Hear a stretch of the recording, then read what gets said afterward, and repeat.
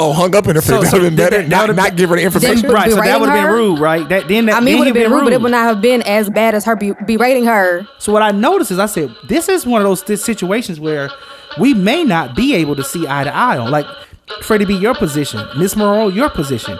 On the situation. We may not be able to see eye to eye. Welcome to the TMF podcast, where we have too many feelings. I'm your host, T Staples, and I'm joined by the lovely and amazing Miss Monroe. Man, that's a whole lot. You add stuff to it now. It's getting longer every single time. I mean, because it's just not enough to encompass all of me. Okay, all right, all of that, huh? All right, and who else we at? Shemaine, man, Freddie B. I'm in the building. All right, man. I hope you in the building, man. You know what I'm saying? Because it's cold outside. So look, for all y'all listeners, we'll bring you all these feelings from the comfort of our homes, and you damn right we're going to bring them from the comfort of our homes. It's cold. That's right, 100% remote. So if you feel our show us how you feel by subscribing so you can get notified when the new episodes drop. And if you like what you're hearing, send us a message. Our handles are in the description below. We love to hear how you feel. In today's episode, we're going to be talking about success and black love. Can we have it all? But first, it's time for a moment I like to call the Internet Never Loss. Oh, shit. That's that good shit. That's right. In my attempt to navigate through the endless insanity of interconnectivity we call the internet, I find myself going down memory lane. And rightfully so. I mean, it is the holiday, people. What better than some good old Christmas classics to give you those feel-good vibes? This is an interactive Internet Never Loss, so I'm going to bring in my co-host, Freddie B, Miss Monroe. What are some of your classic Christmas vibe songs that y'all like to hear? Because of my mother, she plays it every year, is Charlie Brown Christmas. Charlie Brown Christmas. What about you, Freddie? I love Charlie Brown. You got a classic? I mean, the first song that pops in my head when I think about a Christmas song, I mean, Charlie Brown. I love Charlie Brown because I love Snoopy. And I love when Snoopy is Joe Cool. Mm-hmm. I love all those elements. So that really drew me into the whole Charlie Brown Peanuts universe. So Charlie Brown Christmas definitely is up there. Okay. But as far as a song is This Christmas. This Christmas. Wait a minute. So This Christmas by who? I don't know who it's by. Donny Hathaway, right? Donny Hathaway. Is that Donny Hathaway? Yeah, this Christmas. Yeah, this one right here. Yeah, Is that Donny Hathaway? This is Donny Hathaway. Yeah. Okay. This is exactly how it goes. He starts it off with the trumpets. You know, I'm surprised this order like this because you love the instruments, right? You love the horns. I do, but I kind of figured somebody was gonna say Donny Hathaway, so I said Oh, come on. Okay. So, okay. You gotta stay true to yourself. So Freddie B said Donny Hathaway. What about?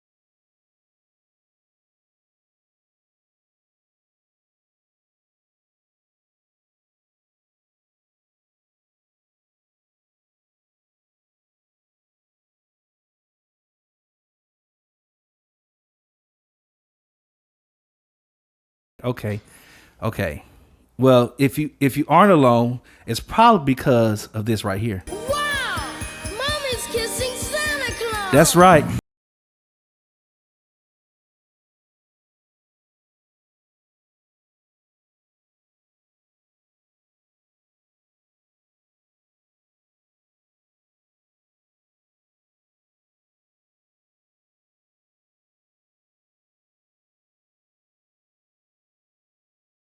But I've never heard the song. You never heard the song about it.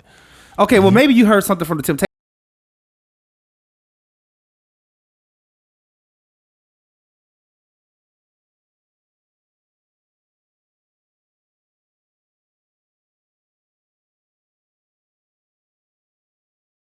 Probably means the most, but when it comes to Christmas music, So you haven't heard no Young Mike? Nah, I've heard some Young Mike. Okay. ABC. Oh no, I mean, but his Christmas. You ain't never heard no Young Mike Christmas. Like, okay, what about like? Come on now.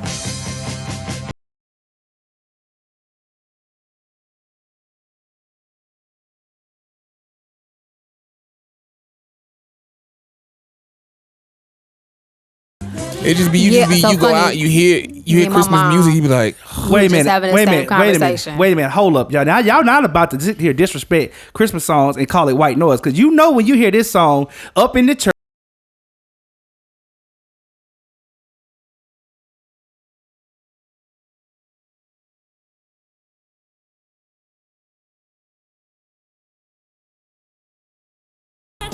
All right, you don't tell me y'all don't. that first note she had, boy. She was. That's her. That's how she. Yeah. Come on now. Come on, man. It's Mariah. Come on, I think it's the highest. I think this is the highest selling Christmas song 63 ever. That's why I'm just gonna talk over it. I'm gonna keep talking until you stop playing it, because I know that if they pick this up, man, then we ain't paid. There we go. Let me tell you something. No, let them pick it up. 63 million sales. I think on this one track alone. On this one track, not the whole album. We talking about the single. Okay, man. Mariah Carey eating just off that. That's it. She can eat for life off that song. Y'all know those classic songs. Everybody's heard these songs. It's Christmas. It's Christmas. You got the vibes now. I'm hoping I'm warming everybody up. Everybody's feeling Christmassy. I thought I played that slew of songs, right? Have you heard this song here?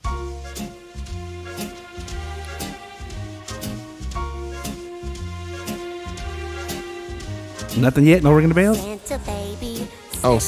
This. Speaking of people getting canceled, this song got canceled. No, that's Baby It's Cold Outside. Because it's like rape culture. They said it's rape culture. Well, it's interesting that you said that. So Freddie B. So you understand that the dilemma of lyrics in music. I forgot. It was something he said where he like didn't want her to go home, or he was like she was trying to leave, but he wouldn't let her leave. He wouldn't let her leave. That's right. Well, here's the thing. Somebody decided that they were going to remake Santa Baby. And instead of trying to clean it up, they got just a little bit more dirty. Let's take a listen.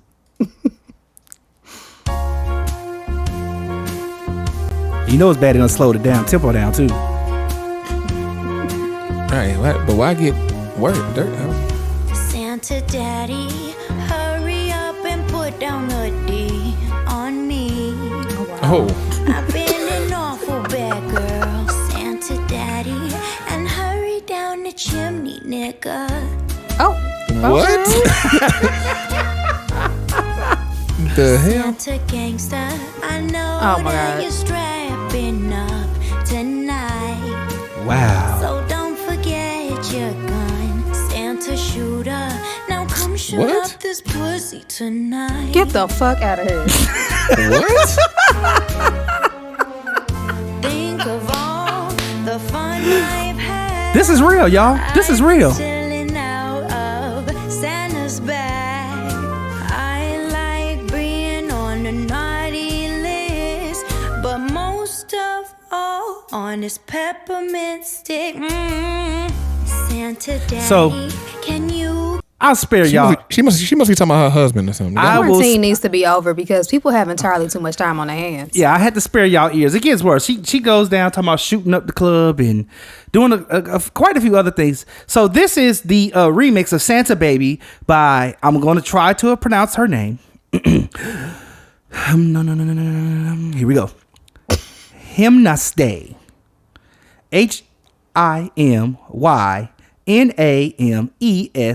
HIMYNAMESTEE.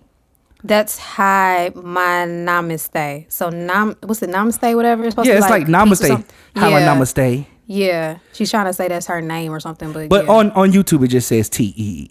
Yeah. So that's her name. She's trending. She's Or got Hi, one. I'm nasty or something. I don't know. It might be that too. It might be a play on how I'm I'm nasty, nasty. but with high With namaste. Yeah. Maybe that's okay. Maybe it makes sense then. Well, look, y'all go follow her on Instagram if you want to. She's real nasty. No, thank There you. you go. Follow her. I'll There pass. you go. Yeah, I mean, you need to pass. You definitely need to pass on this one. But it's apparent by her followers and the viewership all over the interwebs that people have decided not to pass. So, listen. I know. I messed up y'all good vibes with that Santa Baby remix. So what are your favorite classic holiday songs? What are your favorite classics that you listen to for the holidays? Send us a message. Our handles are in the description below, and let us know how you feel This has been yours truly, T Staples, and this week's edition of the Internet Never Loss. But listen,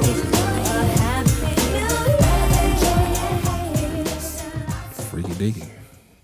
today's topic comes to us from, or is inspired by, good old Kevin Samuels. Now, if you haven't heard of him by now, let me be one to tell you. This gentleman is a image consultant. He is a coach, and he is definitely a part of the metrosexual crew. And he is the reason we're here today. But we want to talk about some of the stuff he's talking about from a different perspective. And that is success and black love. Can we really have it all? Now, if you guys have been out there and you followed, the trending World Star Hip Hop clip, there was a clip that went viral. I don't know did you see this, Miss Monroe? Did you see this, Freddie B? Who hasn't seen this damn clip? This clip went viral, right? And it basically, he is speaking to a young lady, calls into his show, and she wants some advice. She wants a little bit of advice about why she can't get, or what can she do to get a high value man. And in that clip, he proceeds to tell her, first of all, you called on the wrong day. Second of all, listen, if you want my advice, you should book a session. But since you're not going to book a session and you still want my advice, I'm going to use this as a teaching moment. And basically, he gives her the smoke. But he doesn't really give her the smoke. He proceeds to ask her a line of questions that takes her down a very slippery slope. And I'm going to just tell you guys, if you haven't seen the clip or heard from Mr. Kevin Samuels on his show, she slips all the way down this slope. She takes Slides on that razor blade into an ocean full of alcohol. Right. This woman is a six-figure woman, so she's successful, right? And she's clearly, I guess, wants whatever he proposes a high-value man. What do y'all think about that scenario? I mean, do you think there's an issue with these successful women finding a high-value man today? I think that depends on your definition, and hers was because, she wanted somebody to match what she was bringing to the table. And so she seems to have difficulty with that, which, I mean, depending on what, I don't remember if she said what part of North Carolina she was in, but I could probably see that is an issue, being in her location. Freddie B, what do you think today? What's going on? I think location, piggybacking on what you just said, location plays a part. I don't think nothing wrong with wanting the best. You should want the best, but then also you got aspirations, you got your feelings, and then you got reality. I've been watching some of his work, and it's interesting because what I've noticed about some of what he's doing out there is he's really not saying that he's a relationship coach, but people are calling in asking for him for relationship advice. So what ends up happening is you kind of come off like you're trying to be the one or be a guru, right, at giving advice. And so then it kind of perpetuates itself. It goes from, well, you told this one person one thing, then somebody else called and you told them something, and then people just start calling in to the point where now, just last night or just a few nights ago, I was listening to one of his calls, and one of the first things he said to the one was, do you want the smoke? Like, let's just get to the point. Like, is you calling to get the smoke or what? Because everybody's calling to get this heat. And it's like, most people who call in know they got something wrong, or they trying to justify what they feel like is right about themselves to see if they could be that one. Like, it's always like I want to win the lottery, and I feel like it could be me if I just show up. And so with him, he's really not that kind of a coach, but he ends up becoming this voice, right? And there's some other voices out there like Miss World, you know her name, Pope. Rebecca Lynn. Yes. He actually shouts her out. He says, listen, if you need relationship help or a matchmaker, talk to Rebecca Lynn. He's actually shouted her out on her show, and she actually had a reaction video she posted yesterday. Yeah, her reaction was interesting. It was very interesting to me. It was very contradictory, but I also noticed from her reaction she didn't listen to what he said. See, she didn't address what he was saying. She addressed what people were hearing, not what he said. And I think that was kind of poor on her part, especially as a personality and someone who does have a channel.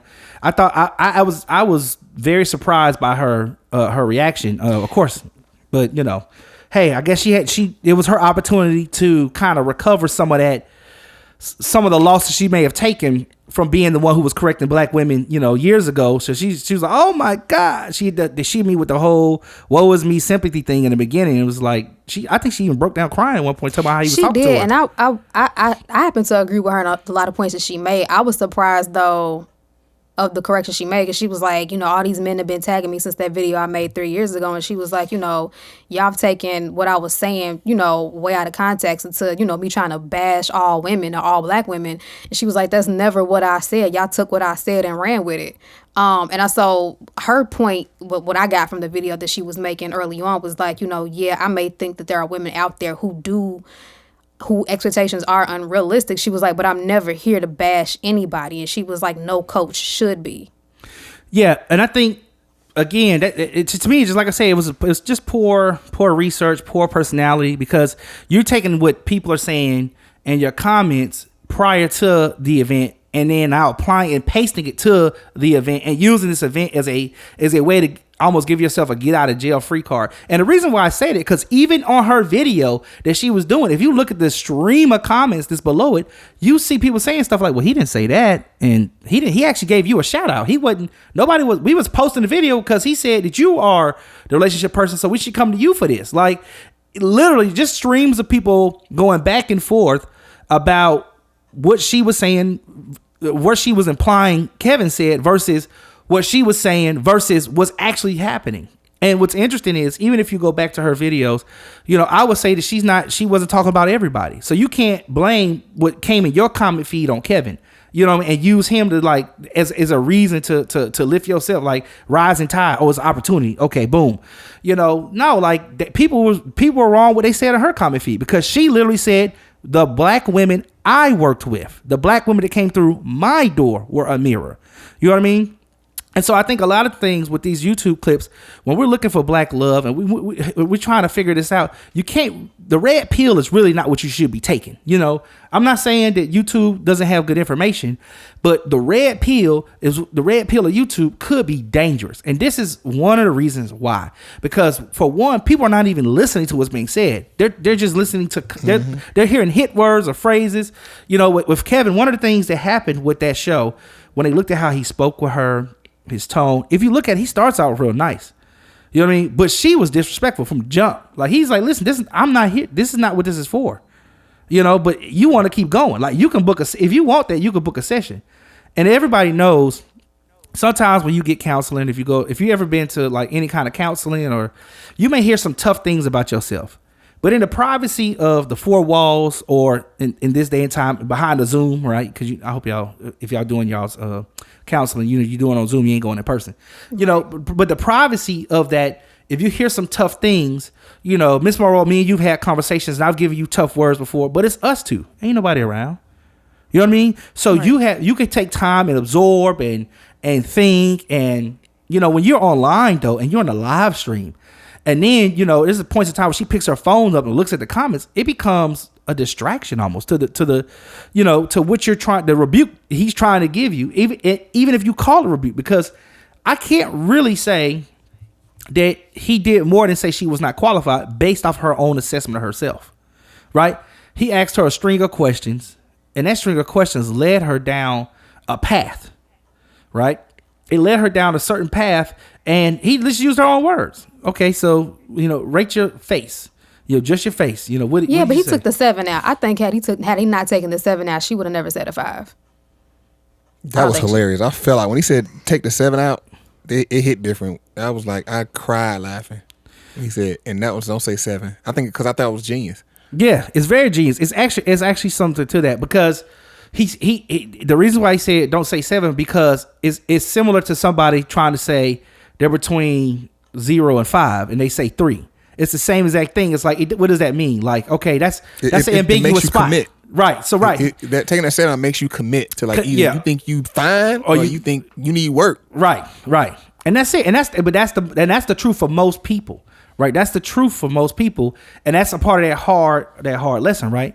Okay. So Freddie B, when you watch this clip and thinking about the success in Black Love, Can We Have It All?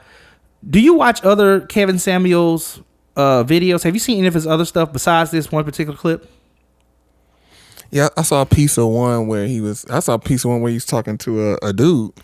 Yeah. And he had the same energy. Yeah. So I mean you gotta respect he had the same energy. So you can't say like, oh, he come at women like that and he's a woman basher, because some people, like, depending on what people hear you in a certain area.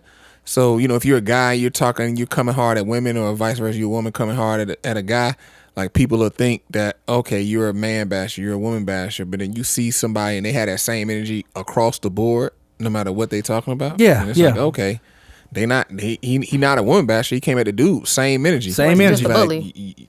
Nah, I don't think he was a bully. I mean, like, from what I got from him, I think because actually, you know what? I was talking to someone, and they were telling me about how they got a friend who every month this friend gets with her group of friends.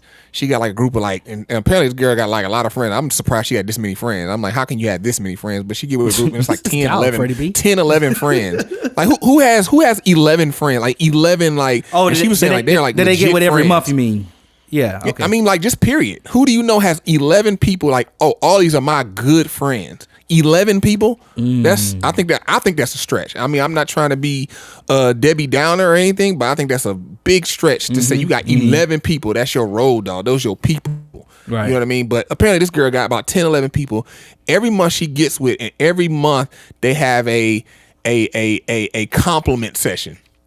So they all sit around and then they give compliments to everybody else. So like, say for instance, T Stapes, Miss Monroe, Buddy Lee, Johnny, Bubba. I would give a compliment to Miss Monroe. I would give a compliment to T Stapes. I would give a compliment to Buddy Lee. I would go around and give a compliment to everybody, and they do that. And then she said that, and then because the person who told me this, they're in their late 30s, like like almost 40. And so when they told me that they had this person that they knew that did that, I was like, how old are they? They got to be a millennial. They got to be like around like 30. She like, oh yeah, she's 30, 31. I was like, oh, okay, yeah, that makes perfect sense. Because the thing is people have problems taking criticism nowadays. Like, now you got to be nice to everybody. And the thing is you can speak criticism in love. Because the thing is, you can tell somebody what's wrong with them, or something they're not doing correctly, but you can do it in love. If you lead with a heart of love, that person should be able to receive that and like, you know what, let me listen to what they're saying, because this person is telling me and breaking it down and telling me how I could be better. So let me receive it. A lot of people, you tell something they're wrong, you hating, nah, whatever, and they just shutting you down. You this, you that, and it's like, nah, because we all got faults. I got faults. Miss Monroe got faults. T Stapes got faults. Buddy Lee got faults. We all got faults. So it's think great. He was leading with love, like that, like anything he said sounded like it had love in it. So that's the thing. So going with him, yeah. I'm not gonna say he's leading with love because he don't know her. But at the beginning, he was trying to keep it cute. There you go. He was trying to keep it cute. She kept pressing the issue and not listening. That's the thing. If you, because she called into his show. If I'm not correct, right? Yeah, she called into his show on a disagreement day. It wasn't even a day for. He compares. So let me go ahead and finish your point, and I'm gonna tell you why this is important. But go ahead. Okay, so she called into his show to solicit him to talk to him. You know what I mean? It's not like he called her like, hey, I'm going to tell you about yourself. She called in and was saying her whole deal. And it's like, hey, look, he just trying to give her real advice. Like, this is the real. Like, you want this, this, and this, but you may not be qualified for your standards, your floor to be this high. Your floor might be a little lower. You can aspire to that, but your floor might be a little bit lower because you might be missing your blessing. And then she kept pushing the issue and just acting flippant about what he was saying, but then she kept pushing the issue. So if you keep pushing me and pushing, it's like Miss Monroe, a dude trying to holler at you and you like, oh, nah, thank you, no thank you. You just trying to move about your day. But this dude keep pressing like, no, I'm saying give me your number. Miss Monroe was good. Like, I'm trying to take you out, Miss Monroe. After a while, you like, look, nigga, if you don't leave me alone before I whoop your, like, get the hell out of my face. Yeah. Are you being a bully? Are you being mean? Like, this the 4th, 5th time he done kept pushing the issue. It's like, fam, like, what else you need me to say? No, it's a no-go. That's not totally comparable, though. Why? He could have easily been like, okay, cool, we're not having this conversation. He could have just like hung up right there. Hung up in her face. That would have been better. Not give her the information. Right, so that would have been rude, right? Would have been rude, but it would not have been as bad as her berating so it sounds her. like, yeah, you can't win that battle though. That don't sound like you can win, because to me, you hang up, you're rude. You keep going, you're rude. So it's like, well, wait a minute, which is it? Somebody it can't be a number 7, Miss Monroe. Gotta make a decision. Right, because if he hangs up, he's rude, and then she don't get the information, she still goes on believing this farce of life that she been believing. At least if you tell her that, because what I've seen, a lot of people, they may scoff at what you said, they may kick back or whatever, but they heard what you said, and those seeds was planted. So those seeds that he gave her were planted, and at least that. You know what I mean? At least she got the information, because that's the worst thing, that somebody go and you be like, man, I was gonna tell you shouldn't have done that. I done crack my head to the white meat. Why? What you mean you was gonna tell me? Why you ain't tell me? Because I ain't know how you was gonna take it. And it's like, oh, then you look at that person like, oh, you don't care nothing about me then. I don't in any way think that they had to go that far and how he did. Even at the moment when he said, I'm gonna teach you a lesson, it was like, okay, you're not here to give any real advice. You here to berate this girl. At the moment he said that.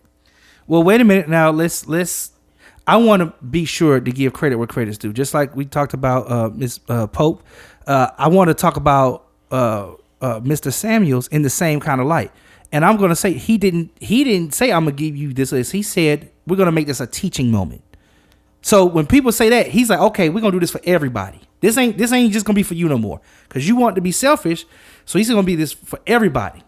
And I don't know that everybody, can receive the information the same way when you're using specifics. But one of the things that I do know is that there's probably someone out there who identifies with her, right? There's probably someone who looks at her and says, that's me. Not exactly, you know what I mean? But that's me in a nutshell. And so they probably looked at it from that perspective. And some of those people got some seeds, and some of those people got peed. They was ready to call it and blow the thing up. One of the things I noticed during this whole cultural transaction we had, everybody, I don't know, countless shows have talked about this scenario. This dude has literally blown up overnight. I was watching his stuff prior to him having, 15,000 followers. Now he over 100K. Now he's over 100K overnight. And one of the things that I really noticed what a lot of people doing is that they're taking all these headlines and not using what he said. So when you have a teachable moment and you want everybody out here to learn something, and then the people start identifying with their side. I'm her, but I disagree. I'm her, but I agree. Oh, I'm the guy who don't want her, or whatever, or I'm the guy who does want her. You know what I mean? When they started doing all that, what I started noticing is that there's people who started to follow into these biases, right? These identity biases, where they get with people who are doing or thinking the same way as them. And I put a poll out, not a poll, but I put a question on Facebook earlier today, and I asked a simple question, and that was, are there any single black women that agree with what Mr. Kevin Samuels said in the clip? Not a single woman or black woman responded to that question. Not a single one. But guess who did respond? Single black men and women who are married or booed up in long-term relationships. Unanimously, all of them agreed with him. One woman disagreed with his tone. But then Kim Akers said, however, he used her words against her. At the end of the day, she said it. He led with the question, she answered the question. He led with another question, she answered the question. So what I noticed is, I said, this is one of those situations where we may not be able to see eye to eye on. Like, Freddie B, your position, Miss Monroe, your position on the situation. We may not be able to see eye to eye. And I guess real quick with his tone, see, we can address his tone in hindsight. Hindsight, people always forget hindsight is 20/20. Right. But in that moment, any of us talking probably would have been a similar tone. Like his tone and his exact tone, was it perfect? Nah, I'm not gonna say it was perfect. It might have been 85% or something like that. But in that moment, who would have gotten it perfect? Not many people would have disseminated information in the perfect tone. No. He went a little bit more based on his personality. Somebody else's personality might have fell a little bit short of the mark they needed to hit. And the reason, hindsight is 2020. It's 2020, but the reason why his tone was where it was is because now, and this is something I was going to say earlier, he had what's called a disagreement day. And on a disagreement day on his channel, you call in, right? and you have a disagreement. You say, I disagree with this. And then they have a discussion. She was calling in looking for some personal advice. And I have to go back to that because people fail to compute that piece of the puzzle. That she called in and decided that she was, even after he told her what day it was, he told her what she could do, she decided to press forward. And once he finally said, okay, we doing this. She disrespectful, we doing this. Off rip, you got a hit against you. You disrespectful. Because you're going to do this with the men you're trying to get with. You're gonna go after what you want, and you're not gonna listen. He told you this is the wrong day for it. But then what I thought was very interesting as he continued to go down the pipeline, people started saying, oh, well, he's getting frustrated. He was already a little bit flustered because it's like, this is not the day for that. You know what I mean? And so one of the things that we fail to realize is that it's always like she's asking for, like, what do you want? Like, why do you want this? You know what I mean? Okay. And then if I give it to you, why are you refusing it? You know what I mean? So now I'm double frustrated. And so his elevated pitch and his tone was because he really was like, listen, I'm tired. Like, I don't want, I think that's why if I had to agree with Miss Monroe or Freddie B, I have to, not just being a male, I would have to lean towards the side of the example Freddie B gave about somebody getting hollered at, because it is similar to that. It's like, listen, except I would change your example a little bit, Freddie B. I would say that she gave in and gave him a number. Was like, well, call me, and you know what? Take me out for this, that, and the other. So listen, Lord Jesus, we had way too many feelings about this one. I mean, wait. Send us a message. Our handles are in the description. Let us know how you feel about success and black love, and if we can have it all. I believe we can, people. So listen, this has been a good one. I've been here with the lovely and amazing Miss Monroe. Okay, she qualified that tonight, y'all. I just want y'all to know that. She stung me in the beginning. I said, you all there? She said, yeah, it's getting better every time. But she qualified tonight, y'all. And who else? Shemaine Man Freddie B. I'm in the building. He sure was in the building. And I hope y'all in the building too, because it's cold outside. I'm yours truly, T Staples. And make sure you catch us at the top of 2021, where we have a special part 2 to this episode of Success and Black Love. Can we have it all? Merry Christmas, everyone. And thank you for listening to the TMF podcast, where we have too many feelings. Peace.